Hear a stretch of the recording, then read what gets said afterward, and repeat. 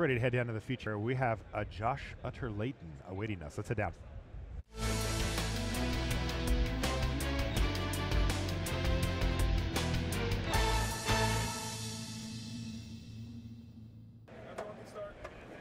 Hello and welcome to coverage of Grand Prix Las Vegas. I'm Marshall Sutcliffe in the booth with Gabe Carlton Barnes. GCB, we've got a nice one here. Josh Utter-Layton sitting at 5-0. He's 15th on the top 25 pro rankings right now, and he finds himself sitting across from Evan Nelson here. And Josh with a nice start here, a Wayfarer's Bobble on turn one. That's when you want to play it. Certainly is. Turns it into an effective rampant growth if you want it to be. If you can see Josh's hand there, there's... Oh, is that a Kozilek in his hand? That is a Kozilek. The butcher himself? I'm going to guess he's going to immediately start searching up lands and trying to get there, especially against Evan Nelson, who's showing 3 colors of mana but hasn't done anything. You know, that's really strange, right? He's got 3 different basic lands, yet has yet to cast a spell. What was that? What would that say to you if you were in Josh Utter-Layton's seat? I would probably guess that he's some kind of 5-color deck that's missing a core color. So he kept it because he knew he had all his splash colors, and maybe he's missing a base color. Green would be the obvious one. Now, is Mana Leak on your radar here? Mana Leak would be on my radar, but with the speed with which Evan passed the turn, I would guess that probably not. That's probably not what's happening. Also, Mana Leak really good for spells later. That's one of the reasons you play it. All right, count those big spells you tap out for. Yeah, it looks like Josh Utter-Layton is just going to get to play 2 2-drops this turn in the form of Ness Invader and Reassembling Skeleton. But Evan has finally found some action here with that second island. He can play a Water Servant and put the shields up at least. Though I got to say, you know, having played a lot of Limited myself, when you're in Josh Utter-Layton's seat, you're sitting there with Kozilek, you know the late game's yours. Yep. And when your opponent is sort of desperately trying to just keep you from beating them down, he's like, okay, I've made a 3-4, I'm not going to get attacked. You actually feel good. You're like, look, I wasn't planning on beating down. I wanted this game to go long too. Yeah, absolutely. Very nice feeling. And Kozilek, an amazing card, because when you play it, it has an effect. Even if he does have like a Mana Leak or something, it's still going to impact the board. It'll destroy a permanent. Well, Kozilek's actually the one that draws you 4. Oh, draws you 4. Yeah. Yeah. Okay, so even better in even some better. cases. Yep. So, yeah, it looks pretty good for Josh. And Whoa, he also speaking has of looking good, a lot suddenly of permanents on his side of the board, including it's a Creekwood Liege that's going to generate more permanents that you could maybe sacrifice to that Plague Rusalka if you really wanted to eat things. He also has that Skeleton, incredible interaction with the Plague Rusalka. Josh's just deck. mowing things down. Josh's this deck looks great. It's got very, very impressive here. You can see why a player like Josh has gotten to 5-0.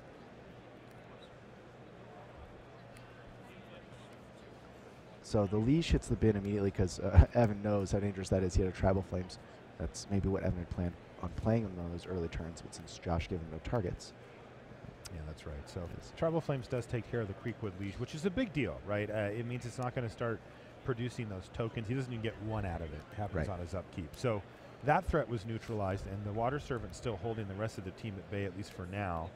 But here's a Bloodthrone Vampire as well for Josh. So Josh, as you can see, utilizing one of the really potent strategies in this format. You don't see this in Sealed every day, but he's essentially a green-black sacrifice deck. It looks like he's splashing white as well. But these type of decks can abuse the ability to bring back creatures or make so many small kind of useless-ish creatures that you can get a lot of value out of them. Out of the cards you see on the battlefield, he's kind of assembled some combos here. Plagued Rusalka can help mow down the rest of his opponent's creatures, and he can get in for huge chunks of damage with Bloodthrone Vampire. Right. One of the problems with a deck where you just generate a bunch of Eldrazi spawn tokens and you're trying to accelerate up to that Kozilek he's got. He's also got a Ulamog's Crusher in his deck.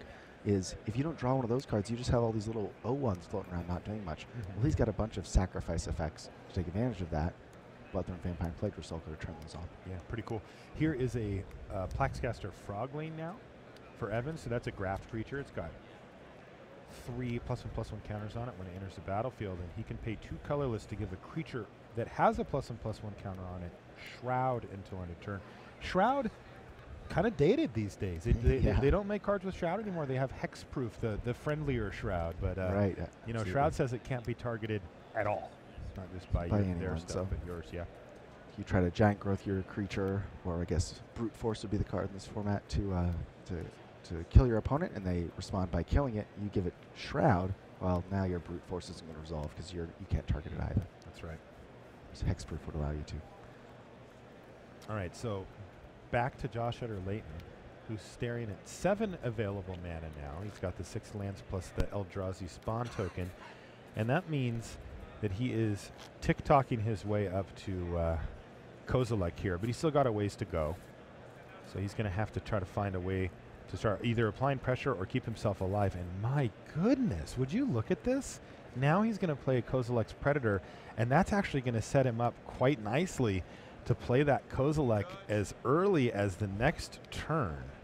He's going to have to find an untapped land. Yeah, I'd be nervous too. Yeah, so Josh's deck actually has 2 Kozilek's Predators and 2 Nest Invaders.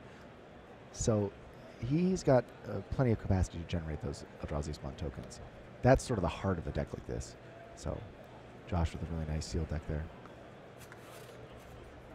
I wonder what Evan's thinking as well. You know, after playing that Kozilek's Predator, you know, you'd think maybe Josh might want to attack with this Bloodthrone Vampire. There's really no great blocks there, you know. Right. But he clearly wants to protect those Eldrazi Spawn because he knows that if he can just find an untapped land here, he can play Kozilek. Like you said, with Kozilek on the stack, the ability goes on the stack to draw 4 cards. And even if the Butcher of Truth doesn't resolve himself, you still get the cards. And even if he does, well, now you're reckoned. All right, that is an Etched Oracle for the exact correct amount here, 4. Yeah. So Evan might be able to keep up with the card drawing a little bit, but he's not going to get a gigantic Eldrazi creature. Yeah, with Annihilator 4. Yeah. Okay, is this a land for Josh Eder-Layton? Are we going to see Kozilek? It is. It was a swamp off the top, GCB. So is he just going to windmill it here? Well, he's taking his time. He's considering. And there it is. Yes! There we go. Tap all those Kozilek tokens. Unbelievable. And the trigger is going to resolve as well as Kozilek, so he's going to draw 4 cards. He gets a 12/12 with Annihilator 4. Now, Ulamog, the one we were mentioning earlier, that one's indestructible. This guy's not. Right. You can just pick this thing off with whatever you have. But looking at the mana base from Evan Nelson, whoa, big Kozilek has entered the battlefield. I like this. Ready to start butchering some truth. And this game could end quite quickly if Evan can't find an answer. Now, there are answers. There's some great answers in white and blue. Yeah, there's a Rest, there's Oblivion Ring, there's Narcolepsy. Yeah, absolutely. These are all nice ways to answer such a huge creature. Repeal, unfortunately, isn't really in range when you're talking about a 10 drop. Nice play by Evan, though. He needs to draw that card to find an answer for Kozilek, so he made sure to repeal the creature that couldn't be sacrificed to Bloodthrone Vampire itself. Right. So he repeals the Bloodthrone Vampire. He's got a Vengeful Rebirth. Does he have a 12 casting cost spell in his graveyard? Yeah, I just did a quick check-in. No, he doesn't. Well, that's he maxes out at 2. He does, however, still have the Etched Oracle, so you'll see him dig for an answer here. 3 more cards. Yep, so sacrifice Etched Oracle, draw. Was that a Savage Twister? It was. Now, how much mana does he have? Because there's that mana 14? leak, by does the he way. have 14? Let me count. 1, 2, 3, 4, 5, 6, 7, 8. He's at 8 total right now. Oh, gosh. I believe he's got a land drop coming as well, but yeah. So, and by the way, that number is very temporary because the closer that Kozilek gets to the red zone here, the more chance that he's never going to get to cast anything of anywhere close to that amount of mana again. Yeah, look at his board, right? We'll often see boards more similar to Josh's, where there's kind of a lot of just random permanents. You'll find some Eldrazi Spawn, some creatures, a 1-drop, but that's not what we see from Evan here. He plays an Alloy Mirror and passes the turn back, but it looks like Kozilek is going to rumble. And, I mean, even just 1 attack might do it. It won't kill Evan. It's a 12/12, but, you know, having to sacrifice 4 lands here or a creature in 3 lands is going to be probably ball game. I mean, it's going to be really tough to come back because remember, even after Evan finds an answer for Kozilek, which he must do if he's going to win this game, he still has to deal with the 4 cards that Josh drew. And it's just the 1-2 punch that, look, if you're going to get the 10 mana, that's what you get. Not to mention the interactions he's still got in play with the skeleton and the sacrifice effects. With the Rusalka and stuff, yeah. Yeah, and the Bloodthrone Vampire that's still in his hand. You know, in the format when we first had Eldrazi, there were even more of those tokens sitting around, spawn tokens, which kind of helped mitigate Annihilator sometimes. You could maybe take an attack from an Eldrazi and just sacrifice some extra tokens and still cast spells. A few less floating around these days. It's true. It's pretty dangerous. Yeah, it's interesting, too, to see the difference. You know, it's Annihilator 4 on Kozilek and the other legendary Eldrazi Ulamog, and, of course, the big boy Emrakul is Annihilator 6. Now, the cards that you see more often, though, are like Ulamog's Crusher. That has Annihilator 2. And Annihilator 2 is very strong, but it does give you a hit or two to do something about it, and you can still recover. Right, because there are cheap spells that get rid of it, even if you have to sacrifice some lands. Yep. But unfortunately, Kozilek doesn't quite fit that same description. Oftentimes, it's just one activation that we're going to see here as Josh attacks with both the Kozilek's Predator and actual Kozilek, which is kind of insane, by the way. There's 4 lands that go away, all the untapped one, or all the tapped ones, excuse me. And Josh is just going to shift the turn back, just going to pass priority back to Evan after the Annihilator trigger figure finishes up. And so it looks like the Rusalka might do a little work here. Absolutely. You can see Josh had that plan when he attacked with the 3/3, saying, well, I can just sacrifice cards to Rusalka. You saw him leave all his black mana available. He's ready for this. And he played his Kozilek's Predator pre-combat, so he would have extra creatures to sacrifice. His second Kozilek's Predator. Yeah. Yeah, the first 2 Eldrazi spawn got donated to a much bigger cause. Yeah. This has got to be frustrating for Evan. He's facing down one of the best players in Magic, and he's also facing down Kozilek here and trying to figure out a way out of this. You know, he's drawn his mana leak too late. Josh isn't even casting spells at the moment. He might be able to nab the Bloodthrone Vampire, but if Josh wants, he could even just sack the spawns to pay for mana leak. So with the Water Servant getting a -1/-1, it then got pumped by Evan so that it would survive the combat, so at least didn't take damage. So it became a 2/3? A 2/5, and then after he pumped it? And then, yeah, and then a 2/4 after the -1/-1 hit it. Okay. However, Evan's still taking 12 here in the air. Is in the air or on the ground? He does not have flying, right? Which one? Kozilek. No, Kozilek's on the ground. Right. Yeah, he gives you at least a chance. Sort of.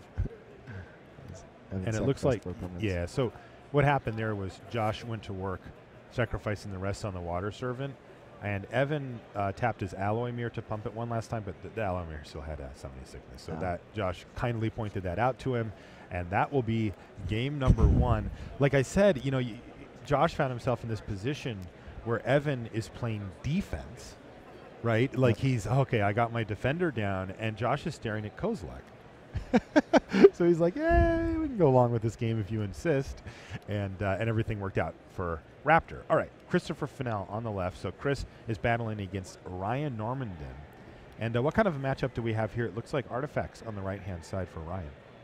Sure does. You got the Mirror Smith, a very, very effective card in an artifact-heavy deck, generating lots of extra little Mirror 1/1s. Those can be useful if somebody, say, attacks you with a creature that has Annihilator. For instance. Now, Fennell on the other side looks like he's playing red-green. Do I don't see any other colored spells from him? And in fact, a Rampant Growth in his graveyard looks like it went and got a forest or a mountain here. Well, so he does have a swamp in his deck. Okay. Wrecking Ball. What is he splashing for here?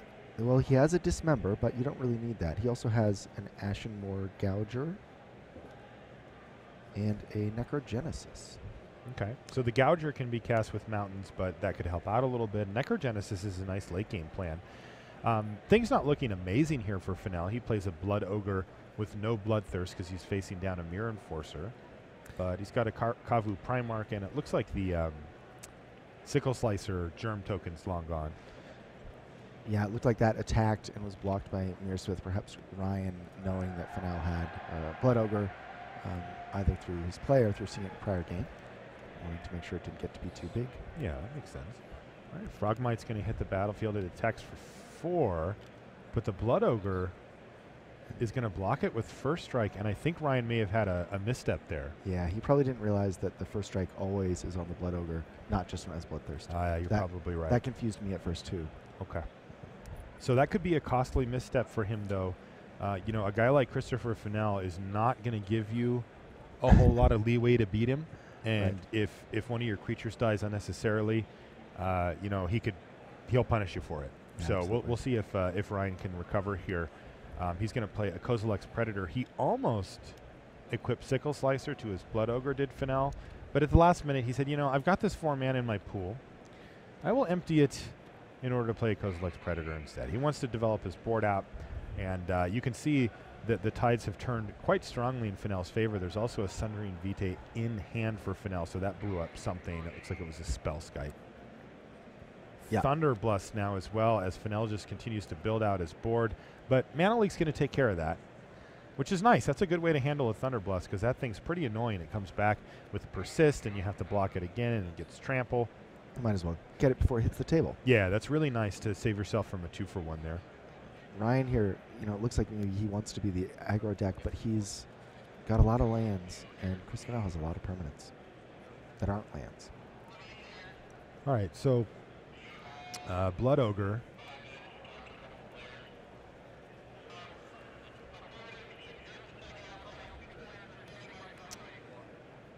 is going to rumble, and he's going to get attacked back by Mirror Enforcer, but you can see why Fennell wanted the Kozilek's Predator. The 2 friends that he brought can just jump in front a few times.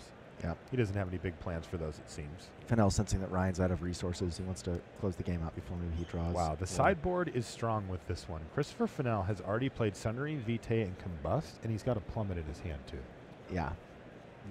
Fennell definitely the kind of player who's going to make the most of his sideboard. So you saw that Battlegrace Angel come out and the Mirror Enforcer attacked. It looked like Ryan was going to get a big life swing out of that. Yeah. But Fennell knowing, I can block with the Eldrazi Spot token and then sacrifice it before it takes any damage, that makes the lifelink useless. So. All right, so Ryan Norman there had found a Sunlance, but then he looked at the board and said, well, yeah, I'm just dead, I guess. Anyway. So I'll Sunlance your guy, and then I'm going to concede to you. They've got a handshake there, and Fennell picks that up and also flashes him his sideboard card as well. His last sideboard card. Evan said, well, you had that Combust, and Fennell says, well, I had another Combust and a Plummet.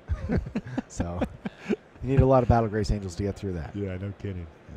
All right, back to our main match. Josh Utter-Layton sitting at 5-0, playing 5 colors, or 4 colors in this case, and Evan Nelson's playing 5. A lot of multicolored decks here, and GCB, I see it again. Yeah, Evan just Kozilek slow start. lurking. Yeah, no, I was talking about Kozilek, but you're right. Evan also off to a slow start here, as he's getting pummeled here by a Plagued Rusalka of all things. Yeah, well, at least Josh doesn't have the Kozilek Predator this time to get closer on mana. He instead settles for a Sickle Slicer. Yeah, it's okay here. I mean, is Evan going to have to use a real card here? He can't really do much. Right? I mean, he's got a Tribal Flames. What are you going to do? Tribal Flames a Sickle Slicer token? Well, Tribal Flames a turns out that Rusalka? he does have a real card. Well, here's a slightly better option. Ant Queen now for Evan Nelson. So he just windmills Ant Queen. I love this play. Put it right back on Josh Utter-Layton and say, look, do something. Because next turn, I could play a Force and start pumping out 3 1/1 insects per turn. Yeah. And that's just going to dominate this board quickly. Like, he could even take a hit from Kozilek with that many insects. Yeah, Ant Queen, one of those cards that if you don't get it under control or find another plan to attack around it, can just dominate a game very quickly. Here's a Culling Dais now for Josh Utter-Layton. A really cool card, Culling Dais. It's tap, sacrifice a creature, put a +1 or put a counter on it, and then you can pay a mana and sacrifice it, and you can draw cards equal to the number of counters on the Culling Dais. So great if you can proliferate. It's also great if you have extra tokens floating around. And remember that you can sacrifice a creature after it's chump blocked, or when it's targeted by removal. So great way to take advantage of all those extra tokens. Yeah, and we've seen, of course, that Josh's deck is capable of producing large amounts of small, expendable creatures. Absolutely. Is that a Cathodian? Yep. So that's a great interaction, too. Right, so he's got Culling Dais Cathodian going with a Kozilek in hand, tick-tock. Yeah, absolutely. 3, 4, 5, 6, 7, 8, 9. He could cast it next turn. What is going on here? Well, this might be Josh's plan. He's just got all these different ways to get up. Is Josh just casually casting Kozilek like 3 turns early here? I don't know if I would say it was casual. I think inside, although Josh, carries himself with a very calm demeanor, he's probably really excited. I would be. The funny part is, does he do it? Does he just slam it? I mean, I don't see why not. You get the 4 cards. You get the huge Annihilator guy. If it dies, you're still fine. Yep. Oh, my goodness sakes. Yeah. All right, he's got the Untapped Forest. I saw it. Now, I see he's also got an Apostle's Blessing in his hand. This is a little interesting, isn't it? I think. Is there a temptation to wait an extra turn? You know, How do you with lose? Evan not playing anything? Oh, okay. So he is going to wait another turn. There he is throwing his His germ token's going to get token sacked to Bone Splinters, which is to get that Ant Queen off the table. ostensibly going to kill Ant Queen, which in response is going to make a third insect and a fourth one. He is going to wait a turn here. I like that, right? I mean, look, here's the scenario, GCB. I can play Kozilek now, or I can wait a turn. There's no discard in this format outside of that one Mind Rot card, and that's it. He's fine with that. Right. Well, there's Vendilion Click, but certainly Evan can't cast that here. Just like he can't cast the Stoic Rebuttal in his hand because he has no blue mana. Exactly, right? So you wait a turn. If you hit your land drop on that next turn, now the first removal spell that your opponent tries to play on Kozilek, you get to blank. Right. They have to come up with 2 removal spells, and you get to hit them in between? Yeah. Well, that's a tough sell to get me. I think I'm going down that route. I think the thing is, Evan's not representing any removal spells that he could actually cast. Is that he actually draw a Vendilion Click there? Well, I mean, he's got Plains. He has Plains, but if you arrest Kozilek, you can just play the spell the next turn. The Apostle's Blessing can still target. Well, Kozilek, but Oblivion Ring. Oblivion Ring. Right. Now, I was thinking of arrest, right? So arrest or narcolepsy. Yeah. Also, I mean, what's the downside, right? Like, he's not under any heat right now. Josh is at 20 life. In fact, this is a little awkward. Here's the other side of that equation. Yeah. I don't know that this is really bad for Josh. It's not great, like he doesn't get to just play Kozilek next turn or whatever, but those insects are dying too. They are. So the Savage Twister takes out the Cathodian, which means that Josh no longer has that mana boost to cast Kozilek. So now he has to wait a little bit longer. He's still probably good for Evan. Away. However, Evan might now draw an island and suddenly be able to mana leak Kozilek. Not bad, but as we discussed before, you still get to draw the 4 cards even if it gets mana leaked. That's true. That's true. Which is pretty raw. And we got a counter on the Culling Dice there in response to the Savage Twister. You see that just build up, and if Evan can't close the game out, if all he can do is trade off Josh's creatures and kill them, then that Culling Dice eventually is going to become a big draw spell. If the 4 cards from Kozilek don't do it, the Culling Dice will. See Evan struggling with his missing blue mana. He's been stuck on 5 for quite a while. And well, this is the suboptimal Etched Oracle. We saw the Etched Oracle last game for 4. This one's for 3, meaning you can't activate its ability. This is a sad, sad Etched Oracle. Yeah. Etched Oracle really designed to be spent to be cast with 4 different colors. You see that Sunburst that says remove 4 counters. Now you could get a counter on it another way. There's lots of ways to get counters on creatures in this format, but poor Oracle. Yeah. Yeah, you can move a counter over to it. You can proliferate. You can proliferate onto it. You can graft one. You can graft. But in the meantime, the hits keep coming here for Josh Utter-Layton. Now it's Creekwood Liege, and he equipped it with Sickle Slicer just for good measure. He also has a mana open. What do you think he could do with that mana? I don't know. Maybe he could Apostle's Blessing if Evan can really come up with a removal spell. Interesting idea you have. Evan draws a late island, and that actually not really that late. This because is so nasty. I can barely watch this. Is going to get mana leaked. Okay. And by Flames. the way, he has a Vendilion Click in his hand, doesn't he? He does have a Vendilion Click in his hand. Wow, so this is actually getting important here. That's 2, 3, 4, 5, 6, 7, 8, 9. If he draws a land this turn, does Josh, then he can just slam Kozilek, which is the last card in his hand anyway. Yeah. If he doesn't, and Evan can find another blue source, it might get clicked away. Yeah. Oh, this is the big draw step Or here. Stoic Rebuttal, too. Yeah. All right, so let's see if he hits an untapped land. No, it was a Wayfarer's Bauble. It is a mana source of sorts. Evan needs it now, though. Evan needs to hit an island right now. That's right. So Josh will play the Wayfarer's Bauble. He might even crack his Culling Days here. Yeah, it'll draw 2 cards, and we've got an empty board here. Seems like a reasonable spot to do it. He's going to have a bunch of extra mana this turn that he's not going to use, so he could play a spell with that. Whereas next turn he knows he's going to have exactly enough mana to cast Kozilek, so he couldn't use those 2 cards. Well, but he says, just pass. I'm in good shape as I am. Culling Days might come in handy. He hit the island. Oh, my God. Wow. What a huge top deck there for Evan. He now has the ability to counter Kozilek. Now, We talked about this before, though. This doesn't get him out of it.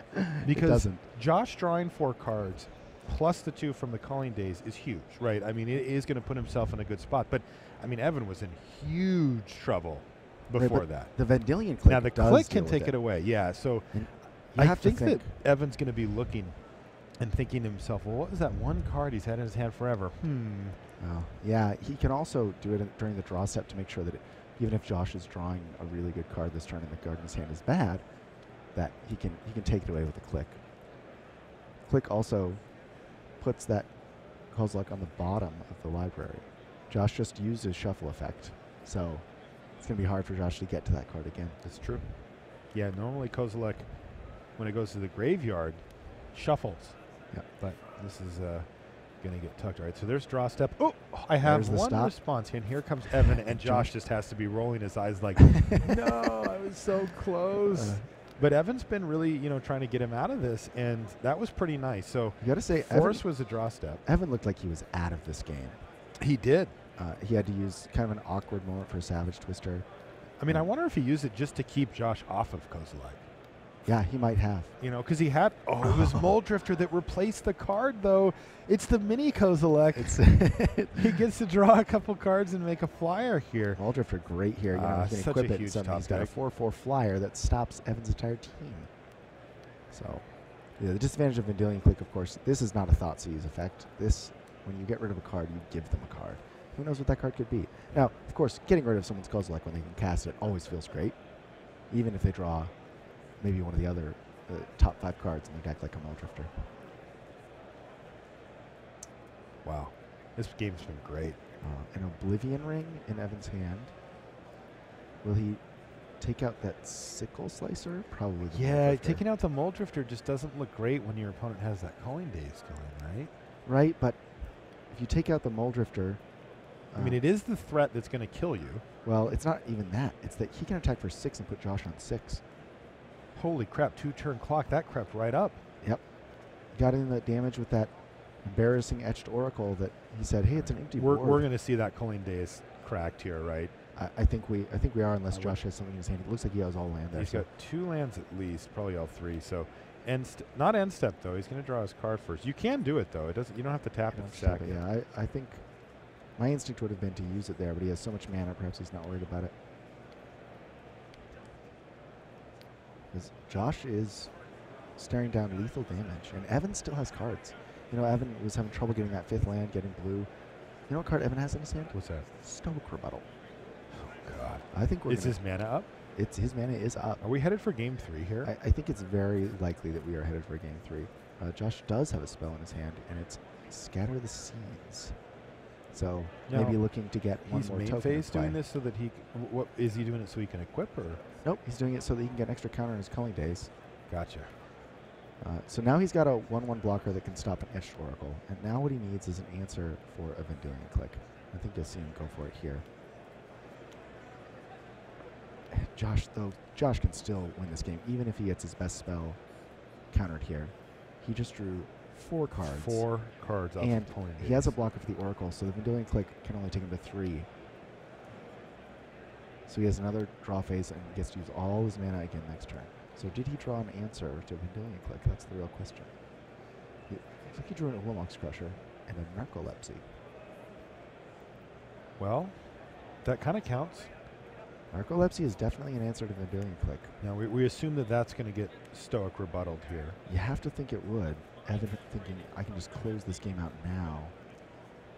But there it is. Will he do it? Evan also, if he draws a land, has a Crusher of his own that he can cast. Is it a second Savage Twister? I believe that is a Vengeful Rebirth. A Vengeful Rebirth, okay. If it is a Savage Twister, though, this game is going to end. Oh, no, it's not, because the Savage Twister would kill the Vendilion Click. It would. I'm going to take a look and see how many Savage Twisters he's actually running here. He's got 2. He does have 2. Yeah, that is another one. That is amazing. Jeez. That is a deck.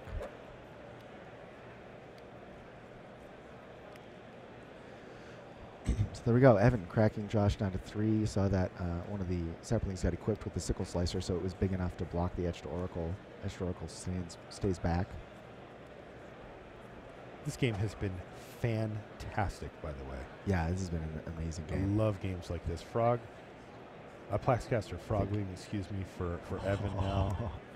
And a lodestone golem, making it harder for Josh to make multiple plays in a turn. Yeah. You know? And after having drawn all those cards the turn prior, that could be very relevant. Really a great card. I really like lodestone golem. But it doesn't look like Josh actually has an answer to Vendilion Click. I think what you're going to see here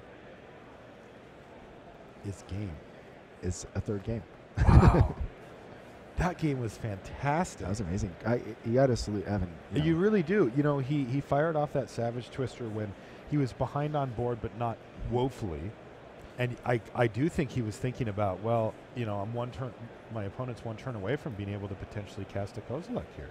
I think that's the case too, and it's also a great card against a Culling Days. So instead of trying to pick things off one by one, you know, he was able to take out all the creatures at once. The Culling Days could only sacrifice one of them, and that's nice.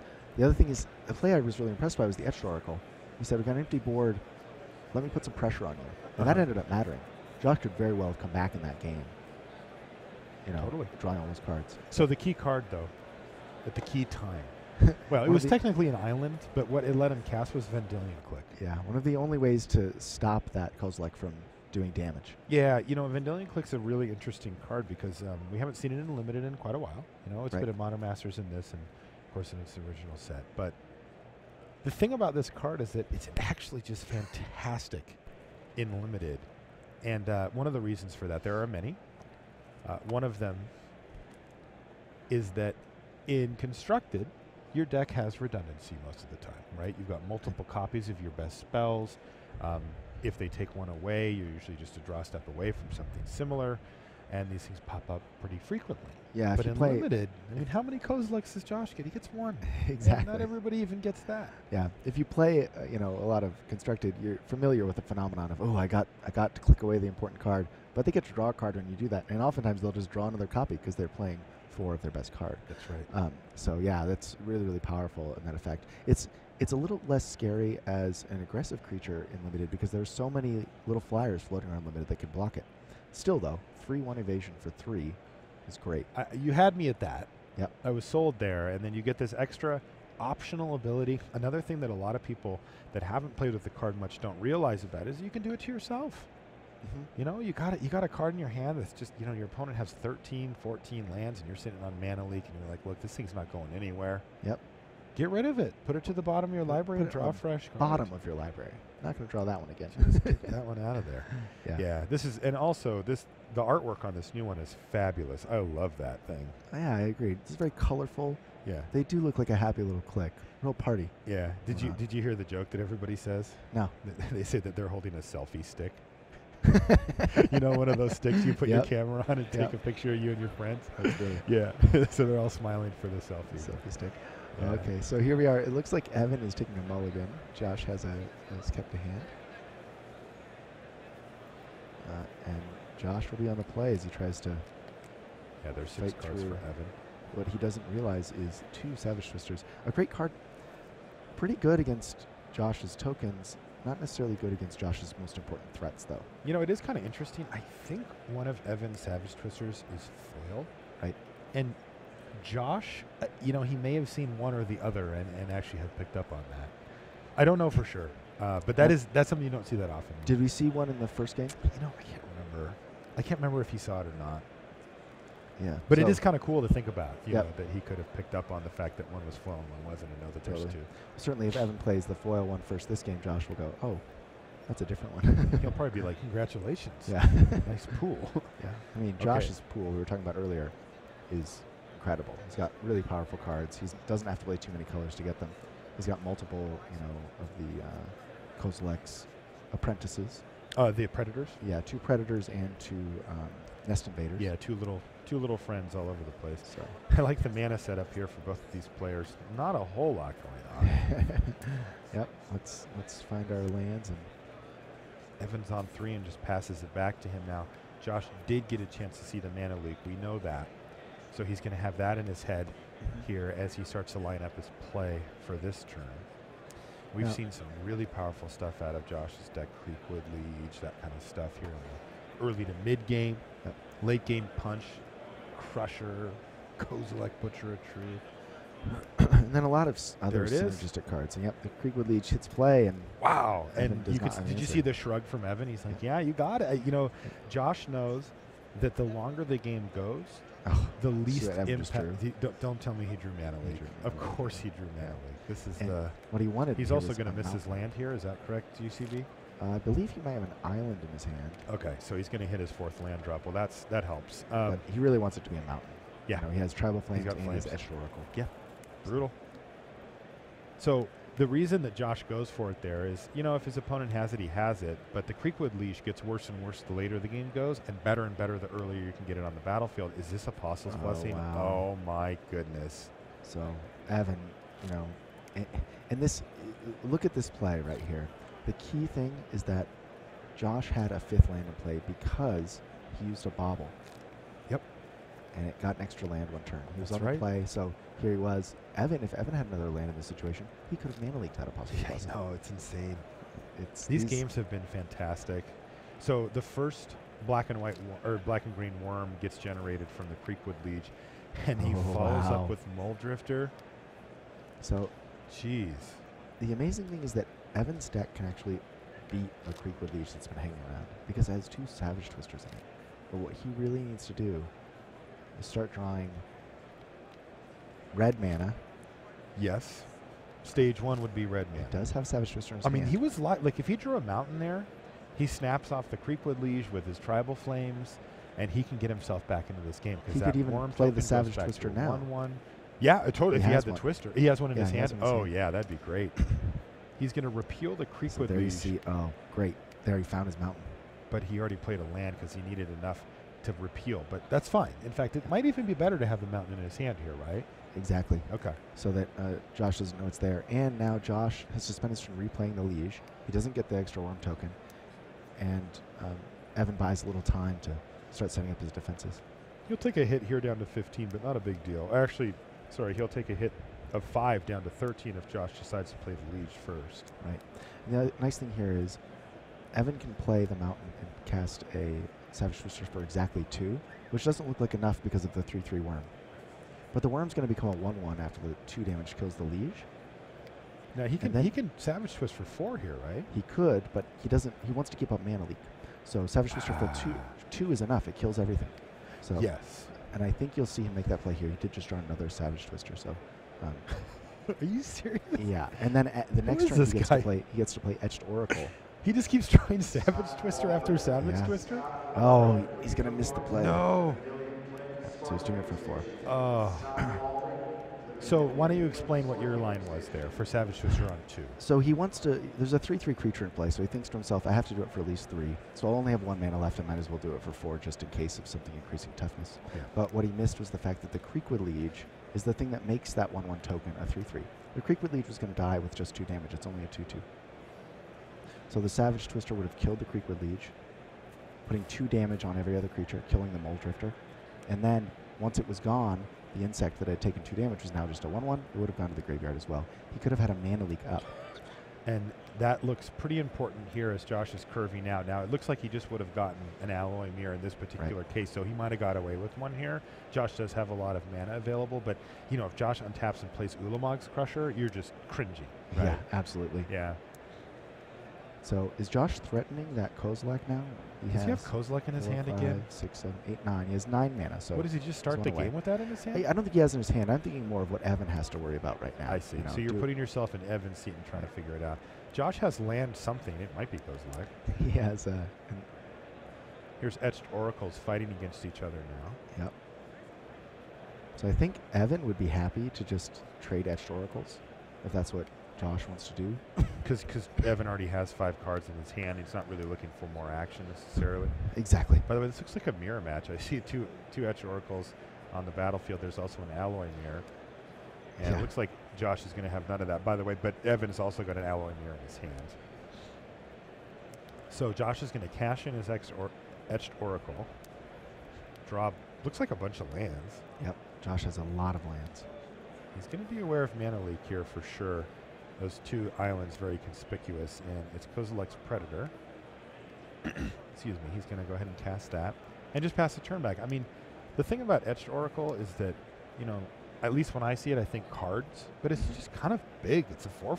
It's like just sits there, and it's bigger than the Predator. It's bigger than the Alloy Mirror, and can do some pretty serious work. It's huge. So I think Evan's thinking about, do I draw 4 here and then untap and just Savage Twist? I don't hate that play, but he could actually try to make Josh, you know, commit a little more. The funny part about this board is that Culling Days is starting to like loom large, right? Like as this game goes into the later parts, Josh can start sacking like Eldrazi spawn tokens to it and just get that thing up to 4 or 5 and cash it in and just reload his hand. Yeah, absolutely. I mean, he's going to look at this. Here we go, tick-tock. And while the boards look pretty similar, nobody's really able to attack. I think Josh is fine with that. He's hitting his land drops. He's going to be able to do multiple things in a turn after he gets that Culling Days dead. But Evan's also drawn his Stoic Rebuttal, meaning he still has the power to stop the most powerful spell that Josh plays. And if Evan can simply play more powerful spells, because Josh has nothing but land, you know, Evan's hand looks great. He has the other Savage Twister too. Yeah. He's so also got Tribal Flame, or he's got Vengeful Rebirth there. Oh, is that Vengeful Rebirth? Yeah. Wow. So he doesn't have Twister then. He's got Rebirth. Right. Rebirth. And no great targets for it. No. But Vengeful Rebirth, since it brings the card back to your hand, can go get Savage Twister too. Yep. If that's what he wants to do. He could have cast it last turn, but he didn't. And here is a Dark Steel Axe for Joshua Layton. He's going to attach it and Evan giving that some thought.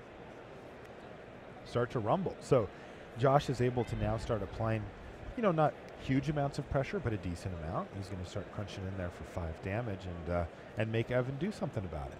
I think you're going to see Evan just block with Etched Oracle and then draw 4 cards. He can start hitting his land drops as well. His hand's so powerful, but he wants to hold up a counter spell, so he wants to hit his land drops so that he can use his powerful spell and still have a Stoic Rebuttal available. Right. He's doing exactly what you decided there. GCB is going to block and sack. He's going to get him 3 cards off the top of his library. He takes no damage this turn. Looks like he did hit a land and a couple of red spells. Putting a Fiery Fall. And he's thinking about cycling that Fiery Fall right away. Or actually, because of the Alloy Mirror. All right, he's actually going to use Fiery Fall to just kill the Kozilek's Predator. That's an interesting play there. He knows that the Culling Days, he's just going to get that card back. And he also knows that the Dark Steel Axe can just get equipped to either the 2/2s and just start attacking into the Alloy Mirror. I don't think Josh cares if they trade. It might send a signal to Josh, though, that Evan doesn't have a way to get back his Savage Twister or, you know, research the board or whatever. And there's a Plaguecaster Frogling to help keep the threats at bay as well, though it does look like Josh still has reasonable attacks if he wants them here. Sure, and he has so much mana that he can equip it basically as much as he wants. I think you might see Evan just start trading his creatures as blockers. Yeah, in it comes, 4/2. Do your worst, Evan Nelson. There it is. And looks like Evan's just going to trade here. So Evan playing the attrition game here against Josh, but the difference maker so far is Culling Days, which is sitting down there on the bottom. But Evan Nelson still has like 6 good cards in hand as well. Right. I think Evan thinking that that's the way he's going to win, as he has so much card advantage now that he wants to, maybe he's hoping to force Josh into using that Culling Days. The blocking is nice because the creature has to deal damage to trade, so he can't use the Culling Days. And he's still just working away at Josh's board, but I got to feel like this is in Josh Layton's favor. Yeah. The Culling Days is up to 5 GCB, and those were all 1-for-1s. Culling Days is really showing out here.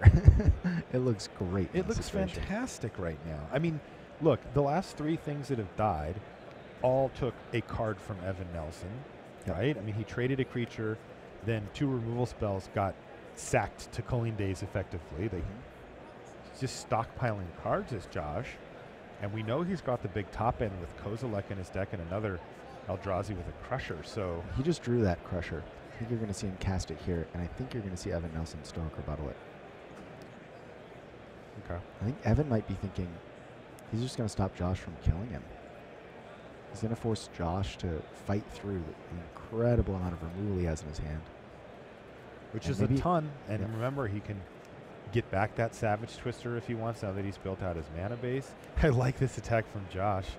This is great. Eldrazi Spawn Token picks up an axe and rumbles. The Spawn Token getting in for damage. That was a sweet play.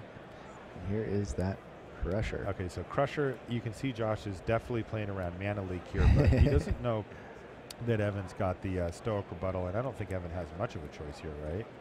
No, I think he's thinking about, is there a way for him to maybe Mana Leak, get Josh to tap out, and then kill that Culling Daze, right? He's thinking, what if I draw a Shatter and I can get rid of those 5 cards? So you saw him think about it for a second. Way too high of a risk.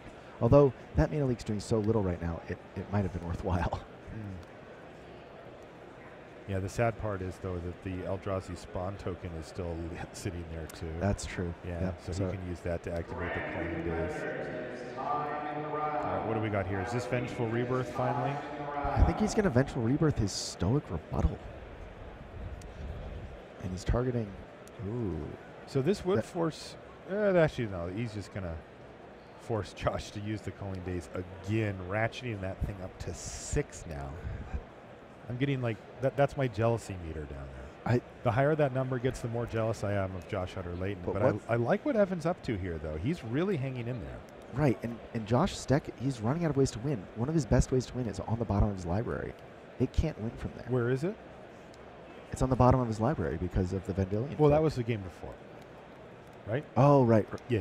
Remember, he beat him with the Vendilion click in the air. Right. Yeah. So it's still, so it's still floating around very live. Yeah. Oh, and of course, Kozilek, if it goes to the graveyard, that's really bad. It gets shuffled back in, so he's not going to be able to deck him reasonably either. Right. Unless he can click it to the bottom. Yeah. Which that does happen. Kozilek, is that in his hand right now? I think maybe he's got. Doesn't he have a second Crusher in there? No, that was a Evolving Wilds. Yeah. So Kozilek's Predator, but you know what? This with the Darksteel Axe can get some pretty good work done. Certainly. We've seen that Josh is not above equipping an Eldrazi Spawn and getting into the red zone. Speaking of Eldrazi Spawn, now he's got a million of the things. And Josh has just been able to keep his hand full for the duration of this game. The last hit, of course, coming from that Culling Daze that he sacked. So back to you, Evan. You'll notice an Oblivion Ring on Evan's side. That's from earlier in the game. Didn't actually get anything. Right. Except for an Apostle's Blessing. Yeah, I got an Apostle's Blessing out of Josh Layton's hand. Yeah, that was attempting to get a Creekwood Liege. But like you said, if this game just goes super long, it just feels like Josh can just go through his library again after drawing Kozilek, even if it hits the yard. All right, here is a 5/5 Skyreach Manta. Maybe Evan finally trying to close the game out. After playing a lot of defense and watching Josh draw a ton of cards. And now... Ooh. Convoke? What is it? Scatter the Seeds? Yeah, it's Scatter the Seeds. Tribal Flames was targeting the Predator, so the Predator's going to go to the graveyard. Josh suddenly going wide, and Evan does not have his other Savage Twister in his hand. Of course, it wasn't the foil one that he drew earlier, so Josh doesn't know that he has one in his deck still. Okay. Now, Josh does know, though, that he has a Stoic Rebuttal. Right. Because he got that back with Vengeful Rebirth. There's Reassembling Skeleton. And this is just another great game plan that Josh can employ here. I mean, look, if he draws his Kozilek, he could even just run it right in. He gets to draw 4 cards. The rest of his graveyard gets shuffled in. None of those lands are in it. He's got this spell-dense library. Yep. He's not going to get decked. Yep. And he can just stay alive. He doesn't even need to, he could just deck Evan even. Well, his plan right now seems to be just attack around Evan's creatures. I mean, now he's just on the beatdown. It's 18-6 life totals. I mean, Evan has to really be concerned right now. Yeah. Setting up his defenses. Yeah, he's going to need to find another Savage Twister or something. He found a Water Servant. Water Servant's going to help. Yeah, it'll help. Still has that Mana Leak idling in his hand. It became obsolete and never found a moment to be used. And he drew it the turn after it would have been so good. It would have been amazing. Yep. That's how Mana Leak works sometimes. Yeah. All right. So back to you, Josh Hutter-Layton. And there's 3 creatures now for Evan Nelson that are set to block, which is basically going to blank the attack for Josh. What are you laughing about? What did he draw? Oh, he drew a Bloodthorn Vampire, which is pretty good with a Reassembling Skeleton. That's sweet, and especially with this much mana. This much mana, yeah. All right, there it is, Bloodthorn Vampire. So explain to us how this little combo works with the Reassembling Skeleton and the Vampire. So what happens is Reassembling Skeleton, you can just pay a black and 1 and bring it back from your graveyard into play. It comes into play tapped, but that means it's in play and can be sacrificed to this Bloodthorn Vampire. So Basically what it does is it gives Bloodthorn Vampire the ability black 1 +2/+2 because you can get a creature back and sacrifice it repeatedly. Yeah, and the first one's free. First one's free. And if you need an extra one, you can still sacrifice another creature. That's you don't true. just have to sacrifice a skeleton. And, you know, Josh has some pretty useless creatures floating around. So. Yeah. All right, there's an Air Servant. So this is how Evan Nelson will win this if he's going to win this, right? He's going to beat down in the air and basically just race Josh. Yep. And Evan down to a hand of a counterspell that works and a counterspell that doesn't. Josh going really, really wide. He's got this very threatening Bloodthorn Vampire. And he's got the ability to put a Darksteel Axe on something small. But whatever that is, it still can't get through a Water Servant. Only Bloodthorn Vampire is a real threat here. And there's 3 blockers versus 6 attackers with power. So Evan Nelson. All right, time was just called in the round. This has been a long match that we've been watching. This last game has been really, really drawn out. Yeah, obviously. and the other 2 weren't short either. I mean, we did see Kozilek and, you know. Both games. Yeah. So he hasn't showed up here, though, but I got to say, Josh has got to start getting worried here. He's facing down 9 power in the air at this point. It's 2-turn clock, and he's got to try to find a way to get some damage through it. So in they come. There it is. There's the plan. I'm going to attack you with all my creatures. So he has to block Bloodthorn Vampire, and he also must block one other creature so that he doesn't die. Right, exactly. So there you see him, you know, he's going to pick off a couple of creatures. Those can both be sacked to the Bloodthorn Vampire, so it's sort of irrelevant. And he's going to get 3 damage in here. Evan is going to go to 3. I think Josh, part of what he's doing here is making it hard for Evan to attack. As we're running out of turns, Evan, you know, he has to decide whether to play for the win or to play not to lose. And there's Cathodian as a follow-up play, which is not really what Josh wants to see here, right? I think Evan might need to counter it anyway. That is a lethal creature. Oh, you're right. That is actually quite good here. Because he can move. Yeah, there you go. He can move the axe over, give himself 1, 2, 3, 4, 5, 6 creatures with power that can attack. 2 of them are lethal. Yeah. I think Evan needed to counter that the Stoic Rebuttal. Right, so that dice that just slid onto the screen there, that's our turns. So we're in extra turns here. That is turn. This is turn 1. That was 0. Josh's last turn. So Evan drew a green spell. Is that Ant Queen? Yeah. Oh my God! The so what perfect card to draw. Here? Just stabilizes his board out, makes it so he can't be attacked. Yeah, Ant Queen makes it so that the Alpha Strike just does nothing. How much green mana does he have? He has 2 over there on the right and 1 on the left, so he can only make 1 additional creature. Yeah, but he gets a 5/5. He gets a 5/5. You know, Ant he gets Queen 2 herself blockers. is not small. Yeah. He drew 2 blockers, and he can keep Stoic Rebuttal up. The game is really turned to Evan's advantage. Now the question is, does he try to attack this turn? Or does he buy himself another turn so he can make a whole lot of extra 1/1s and leave his flyers back on defense for now, so that if Josh does draw, say, a removal spell, but Evan still has that Stoic Rebuttal, I feel like Evan might be able to just try to win from here. Yep, looks like he's going to attack. Just for 5, though. Just for 5. But it puts Josh dead in the air. 1 more attack next turn. Yeah. And there's the Ant Queen. Yeah, Evan Nelson says a Stoic Rebuttal, and he can make a token. Is he going to win this game? Well, Josh does have a card that does something even through Stoic Rebuttal. That wasn't it, though, was it? It does not look like a Kozilek to me.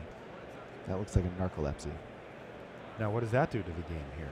If he plays it on the Skyreach Manta? I think it soaks up a Stoic Rebuttal. That's about it, huh? Yeah. It would certainly buy him another turn, because that Air Servant plus the Skyreach Manta are threatening lethal this turn. Yeah, if he could resolve it. Wow.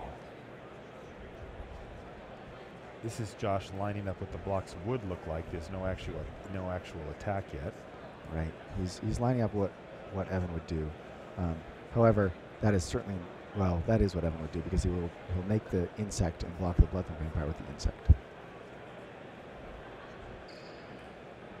Josh just couldn't find his top end here, could he? No, he found... Remember, Josh knows about the Stoic Rebuttal. He does. Josh is looking for any way to find himself out of this, but I think he sees the writing on the wall here. Yeah, he has to know that as long as Evan plays correctly, he's lost. I mean, this is just insane. Josh drew tons of extra cards this game. Yeah, how many lands does he have in play right now? 5, 10. I think 14. He has 14, and he has 1 or 2 in hand. So he's drawn all of his lands. Now he's gone through most of his library. Yeah. But yeah, there's the rest of his probably library only, you know, 4 or 5 cards, maybe 7 cards in there. Yeah, you have to think, if there are 7 cards left in his library, those 7 cards would have been a mulligan. You know, it's a 1-lander and a Kozilek. You're just not keeping that. That's a good point. Hadn't thought of it that way. Sometimes those mulligan hands get you, even by being on the bottom of the library. So he's looking at different possible attack options, just trying to force Evan to put that stupid air servant in front. It looks like he's declared attacks. No, he's attacking with a 5/3 Cathodian and a monstrous Bloodthorn Vampire. Yeah, it's just Evan knows that he's just not. He is not compelled to put his flyer in front. That's all he needs to not do here. Yep. Amazing that Josh Arter-Layton's deck, in a game when it didn't draw Kozilek, seems to have just had not enough kick to fight through Evan Nelson's deck, which doesn't look like it has as much of a top end, but has some really great defensive cards. Yeah, for sure. He's making great use of those counter spells. He may have sided those in against Josh's deck, and the double Savage Twister, you know, allows Evan to play a very defensive game.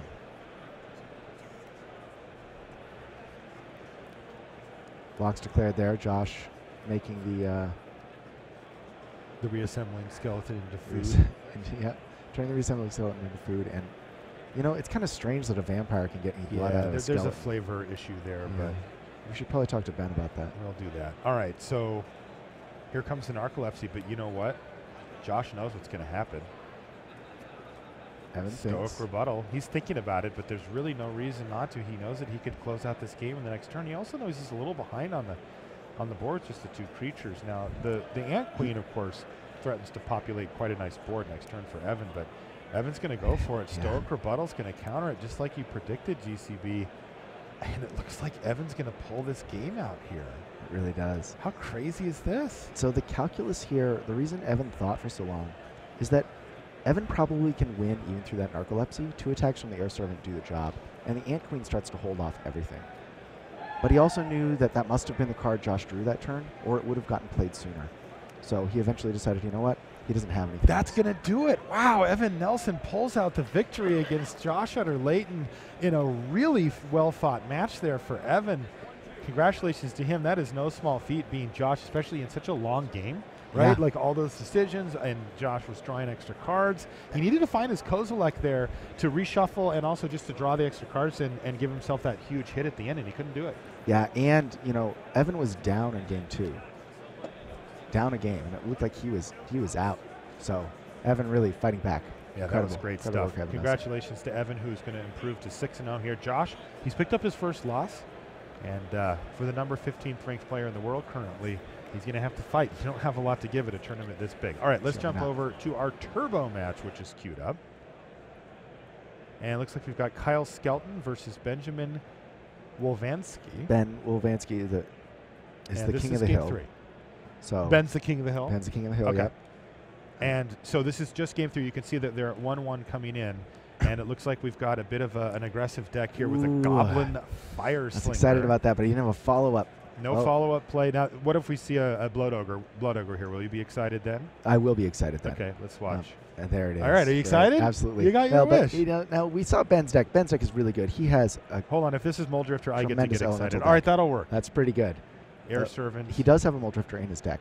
Oh, yeah. Smoke Braider and out a Muldrifter, some big He has 2 Smoke Raiders, and he can use the activated ability on Smoke Raider as well. He has a couple of elementals that have activated abilities.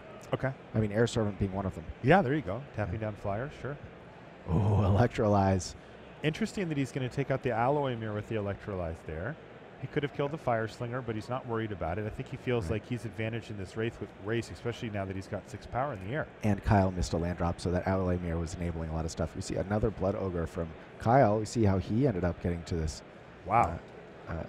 Where's Kyle's lightning bolts? Yeah, really. That's what he needs here, right? There you see that other Smoke Raider. Zap down a couple of flyers, and Kyle could be right back in this. Look at this game. This is an exciting game. Beats on the ground versus beats in the air. Classic race. I know which side I'd rather be on. Well, Oh, and he's just going to double chump block here because he knows that he's got the game one. All right, excuse me, the air game one. Right, and you know he's probably his life total is getting low. He wants to make sure those Smoke Raiders do their job. Stormblood Berserker's next one. I mean, this is actually a pretty sweet draw considering the mana troubles that Kyle's had here. Look at what he's been able to put on the board. Yeah, well, if you don't have lands, you must have spells, and his deck has cheap spells. Yeah, 3, 6, 9, there we 10. saw all his dust. Yep, absolutely. Wow, Kyle must have been threatening lethal there. Yeah. Right? I mean, that was the only real explanation, and there's a nice follow-up for him. He's going to pay 4, but he's got Spectral Procession to make 3 1/1 flying spirit tokens. Red decks are often threatening lethal. Uh-oh, speaking of 3 tokens. That's a follow-up. Yeah. Here's a precursor golem, prompting Kyle to just get up and walk away. It's hard to blame him. Yeah. He's like, really? He gets 9 power and 9 toughness for 1 card? Judge says, yep. I thought my 3 creatures were no! Smash the smithereens! That's game! How about you take 9 damage? Wow. Did he get up and walk away to talk to the judge about how that might work? He must have. Was he not going to target the precursor golem with the I think he wanted to make sure that it won it. And that he did it. So he targets a 1 precursor golem. Of course, precursor golem has a thing that says if a single golem would be targeted of yours, it's going to copy the spell for each other golem that you control. Smash the Smithereens destroys an artifact that does 3 to its controller, and it did all 3, and that was the end. Like, it wasn't